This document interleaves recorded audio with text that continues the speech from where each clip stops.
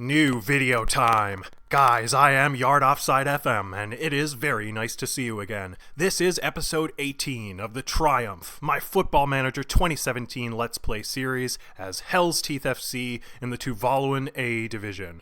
Welcome back, guys. This series happening here in Tuvalu in the South Pacific is a really fun one, for me at least, and I hope you guys are enjoying it as well.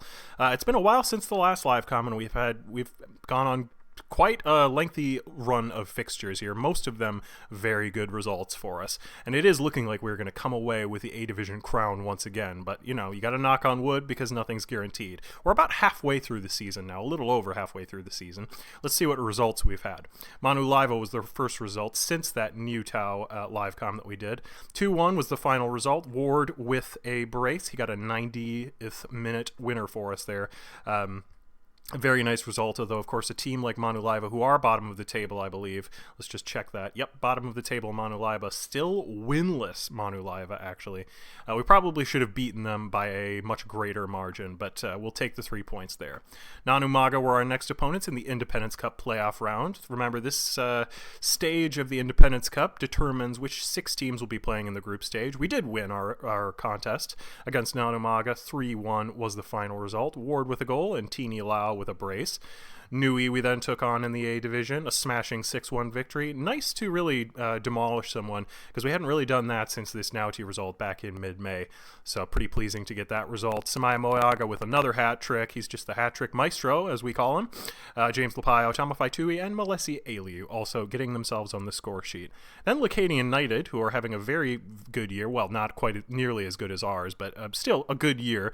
Lakena United 3-1 was the final result over them. Ward scored twice. Lapayo managed to score as well. They did get a consolation goal back in the 85th minute. But a result was clearly beyond them at that point. Next up, we took on rivals Luamotu. The Wolves really didn't have much for us on this occasion. James Lapayo scoring. Luatui, one of our regens from last season, scored, again from the penalty spot. Good penalty taker, this boy. He did score in the penalty shootout against Luamotu in, what was that? I believe the Christmas Cup from last season. Either that or the Independence Cup. I'm not really sure. Also, Joshua Valawaga, our former goalkeeper, you'll remember he was with us in Season 1, the first half of Season 1, the 2016 season. He was absolutely horrendous for us. And we got rid of him. He has been signed now by Luamotu.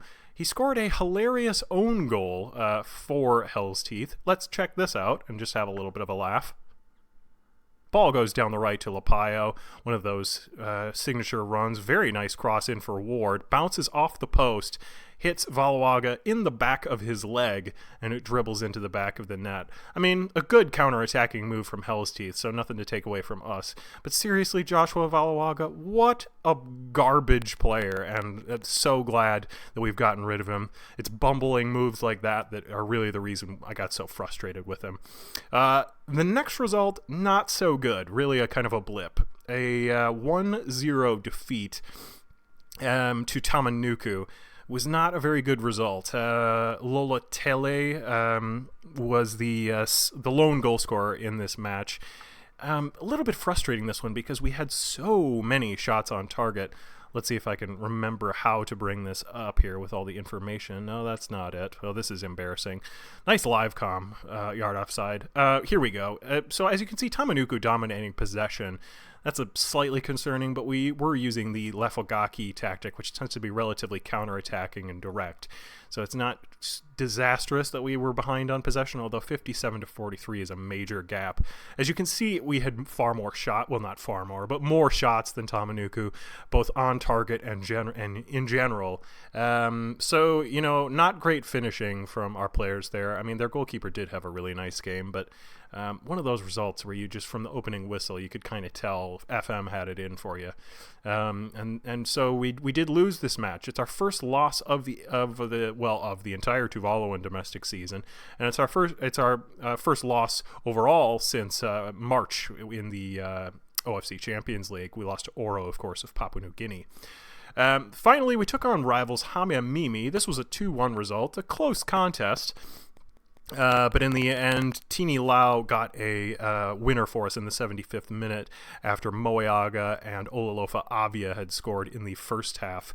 It was a tight affair against Hamiamimi, and they definitely are one of our rivals, not just in terms of the results that we've had against them, but in terms of the year that they're having. They're fallen off the pace a little bit, Hamiamimi.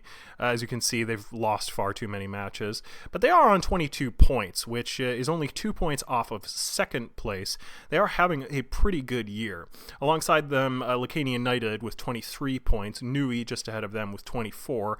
Tofaga were sort of in and around the top places for most of the early part of the season, but now they've really fallen off. Their form has not been great over the last few matches. As you can see here, they've won just one of their last 5, and Tofaga look like they are well and truly out of it for the OFC Champions League race. Looks like it will be one of Nui, Lakena United, and Hamiamimi, and that should be an interesting contest. As you can see, we're 10 points clear at the top with an outstanding goal differential. It's unlikely that we're going to be unseated in the title race. So, but again, we can't take anything for granted. Let's talk about some of our transfers here today, guys, because the transfer window is open. It's mid-August, as you can see, and some things have happened. As far as transfers into the club, there have been 3 since the start of the transfer window. We brought in Mayama Etimani, who is a Luamotu left-wing player, a very dangerous player who really has had some great success against us in the past. I believe he scored against us in a live comm against Luamotu. You know what? I think that may have been the Independence Cup final. He scored that second-minute goal. It was a long-distance screamer, maybe 25, 30 yards. A very good player, and I'm pleased that we've managed to grab him. We do probably have too many wingers in the squad, but Mayama Etimani, just the sort of player who I can't afford to pass up, as his potential, according to my assistant at least, does look to be pretty outstanding. Quite a pacey player, good acceleration and pace. He's got nice teamwork and work rate, which, as you guys know, are things I always look for in a player. His technicals are atrocious, and that's a big concern, and hopefully we can develop those in the future. Etimani, for now, I sort of see as being really kind of a backup to the first team, but he's certainly a player who may develop into a first team talent. Next up, we brought in Imo Tofuola from Nauti. The center back is also quite young, but he's really pretty much first team ready. With physicals, only 2 of them being above 10, not great, but he does have good jumping reach and good natural fitness, so that's a good start at least. He also has nice decisions, good positioning, which is a very important attribute for a defender, and with 9 marking, which is an untrainable attribute, that's something that really caught my eye, one of the reasons that I wanted to bring him in. I don't know if he'll develop the way my assistant predicts that he will, but again, this is the sort of transfer where we can bring him in and he can be sort of a backup to the first team, and who knows, maybe he'll develop into somebody who can really challenge for a first team place. Next up, we've brought in left back Akalai Eti. He's come in from Nanumaga, really one of Nanumaga's best players. I think they're really going to be missing him. As you can see, it looks like he's had some injury issues, as he only appeared 14 times during the 2017 season and only 4 times this year for Nanumaga, so that's a little bit worrying. However, when he has played for Nanumaga, he was very, very good. As you can see, he's had some really, really good results recently, at least. Not attribute-wise the sort of player who is anything to write home about. However, we did need to bring in a left back. I just wanted to bring in another fullback in general, just to shore up the Lefagaki and make it look a little more dangerous down the wings. And I think he's the sort of player who can sort of provide a useful contribution when we're using that formation. And with these 2 critical technicals for a fullback, marking of 7 and tackling of 10, that's very nice.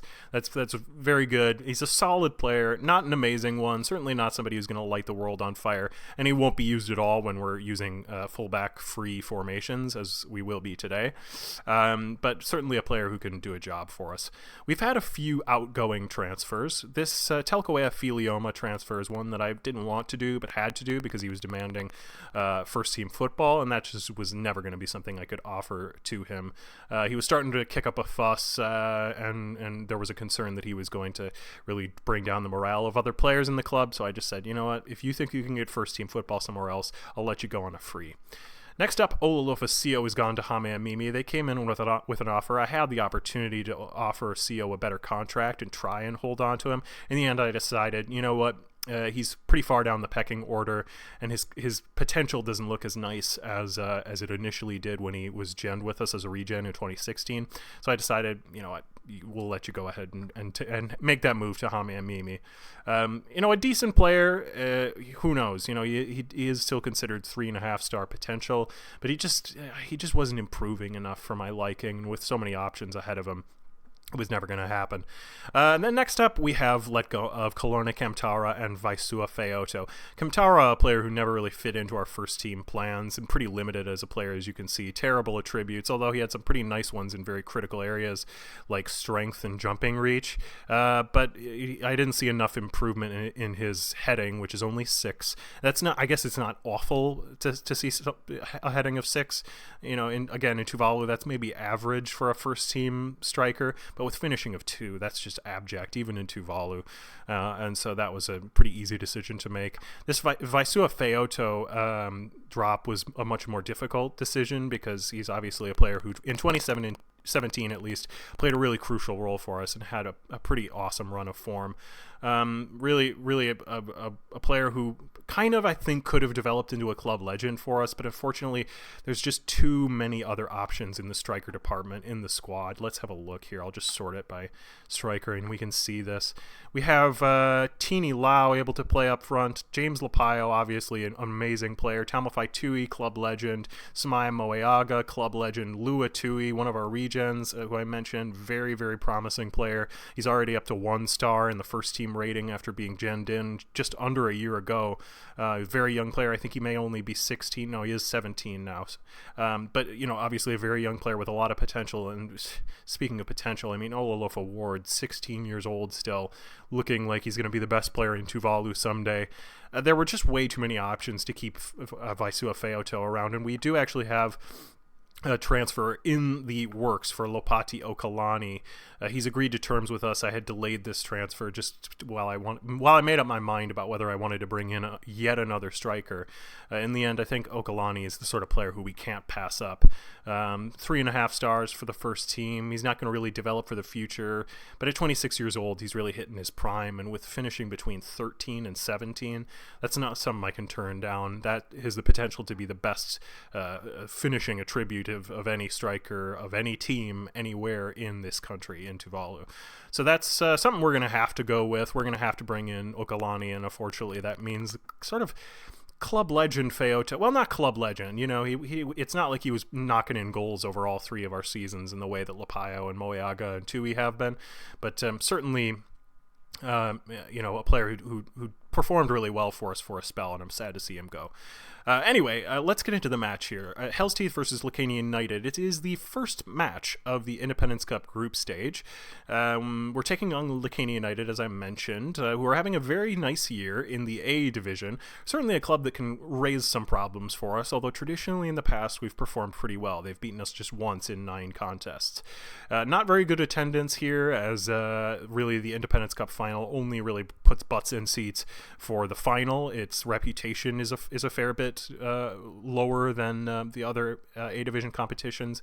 It's sort of a secondary domestic cup, but I think this isn't, you know, the group stage is a really fun sort of little feature of the Independence Cup, and I wanted to show a group stage match here. So let's have a look at our team. We have Tapase in goal as usual, Alasana, new signing Tofuola in there at center back, and of course Tamalfai Fati, such a versatile defender, will also start as well. Telogo and new signing Etimani on the wings. Unfortunately, Aliu and Lima Lofa not making it into the team at the moment, although I've been trying to rotate the squad and keep those 2 involved. Tini Lau and Pearson will play in the midfield, both stellar players. Olalofa Ward just recovering from a shin injury, and as you can see, his condition is pretty poor. I don't think he'll make it all the way to, well, I know he won't make it all the way to the end of the match today, but he's such a crucial player that I knew I had to get him back into the first team as soon as possible. And then Lapayo will play as well, and Tamafai Tui making a rare start. This is, again, a rotation thing. Just wanted to make sure that Tui sort of gets his match time. As you can see, he's really been struggling in terms of match sharpness, and so I need to get him on the pitch a little bit more. Certainly a player who can still do things for us. Let's see, have I sorted out my substitutes? I've got Mali Malofa available on the wing. Vailele is a defender option. Moeaga is available up front. Yeah, that looks pretty good. Of course, Tamafai Tui struggling in match sharpness, as we mentioned. Thank you, assistant, for bringing that to my attention. What would I do without my assistant? Honestly, things would probably be fine. Hell's Teeth will have too much quality for Lakena United, yada, yada, yada. All right, let's get into the team talk here. Players, I just recently checked the Team Talk feedback section earlier today, and it looked like, again, players saying, oh, your Team Talks are getting repetitive. So I'm it's again kind of reaching this point where I need to be kind of just doing random things, trying new Team Talks just to see what results it gets out of the team. Maybe let's give the fans a performance. They're going to say that it's getting repetitive. Ditto with that. Let's give the fans a performance. Only Tapase reacting well to that. For the fans is always such a horrible team talk. Ugh. I think, if I remember correctly, Work the Space has a podcast called For the Fans, named specifically because it's such a useless team talk in FM and always has been. I think you have to have really, really loyal players who have been at the club for a very long time for the fans to be at all useful. And only 3 seasons into this Hell's Teeth save, it's not going to be at all effective. Okay, we have kicked things off here in the 4th minute now. Lakena United have a free kick, goes off of the wall. Ward gets a good block in there. We need to clear things still here, though. Lakena United with a cross. That's never going to trouble Tapase. Much too close to him. A very poor cross from the Lakena United right winger. Ward's condition already down to 79%. Looking like he may have to come off at halftime. I mean, I knew this was something that was going to occur, but such a useful player for us, as I mentioned. I had to have him in there. Tini Lau does well to recycle possession there after a bit of a scrum in midfield, but then he's lost it. Timo cuts inside, successfully finds Kelamene. He looked for the shot for a moment. Instead, he plays it across to Katagali, probably one of Lakena United's best players. He's somebody who's been on my short list. I just have too many wingers in the club, so Katagali I don't think is somebody who I'll be bringing in this transfer window, but a very good player for Lakena United. And it looks like my decision to not sign him has been vindicated, as he completely scuffed that opportunity. No highlights. And it looks like Ward has been injured again. Oh, fuck me. A twisted ankle. Let's just see what this highlight is. I think with a twisted ankle, he will have to be brought off. It's really not the sort of thing that he can soldier on in the match. Looks like my decision to start Ward has not been a good one. Ward now, Tini Lau, looks for Tui ahead of him. Tui needs to get rid of it. He does. Ward, Pearson, Lapayo, Tui, Tini Lau. Great shot from Tini Lau. That was a difficult one, but he was well onside. And my Toga, the Lakena United goalkeeper, could only get a couple fingertips to it. And it does go into the back of the net. 1-0 Hell's Teeth.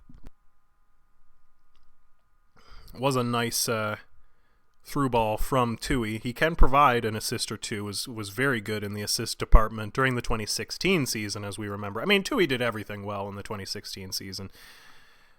All right, is Ward recovering? I think looks like his condition may slowly be ticking upwards. I think it is. So maybe he can soldier on until halftime. Ward. Good through ball for Tui. I think that was onside. Yes? Looks like yes it was. It's a corner kick to us. Flag stays down from the assistant referee. Pearson will whip this ball in. Ofati maybe could have got to that, but it was too close to my Toga. Or my Loga, is that? I've misread the Lakena United goalkeeper's name. Yeah, it looks like we are going to reach halftime here. Ward almost certainly has to come off. His condition's only gone up to 60%. Really hope this twisted ankle is not something serious. And And it's also doubly worrying because this is evidently not a sort of what's the word, exaggeration or aggravation of his shin injury. It looks to be unrelated as it's a twisted ankle. One option in this case is to switch over to the Lefogaki, because I do have Tuvalu available. Is it possible? Yes, I think it is. Okay, so we're going to bring on Tuvalu. He's going to go on the right for Tulogo. We need to bring on Vailele for Etimani. Let's see if I'm doing this right. I really hope I'm doing this right. This could be a colossal livecom fuck up. We need to bring on Tuvalu because he can play as a defensive midfielder. We're going to bring him on for the injured Ward. Let's move over to the Lefogaki. This will provide us a fair bit of defensive solidity with a lot of ability to counterattack, similar to Tengako, but just far more players are back. Tui, we're going to want to move up to striker.